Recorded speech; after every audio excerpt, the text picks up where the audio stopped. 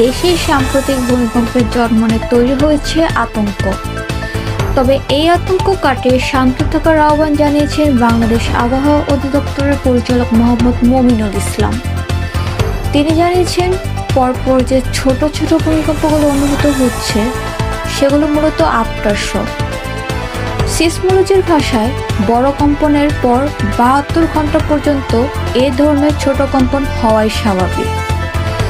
পরিচালকের মতে গত পরশুর বড় কম্পনটি ছিল মেইন শক, আর গতকাল যে কম্পনগুলো পাওয়া গেছে সেগুলো আফটার শক বলে ধারণা করা হচ্ছে।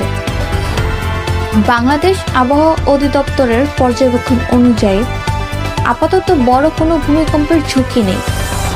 তাই আগামীকাল 25 নভেম্বর বেলা 11টা পর্যন্ত ছোট কম্পন বা মৃদু ভূমিকম্প অনুভূত হলেও তা স্বাভাবিক প্রক্রিয়ার অংশ। তবে 3টি টেকটনিক প্লেটের সংযোগস্থলে অবস্থান করায় বাংলাদেশে বড় ভূমিকম্পের সম্ভাবনা দীর্ঘমেয়াদে থেকেই যায়, কিন্তু এটি কখন ঘটবে তা পূর্বাভাস দেওয়ার ক্ষমতা কারও নেই। ভূমিকম্পের সময় নির্দিষ্ট করে জানা মানুষের পক্ষে অসম্ভব, এমনটাই জানান বিশেষজ্ঞরা।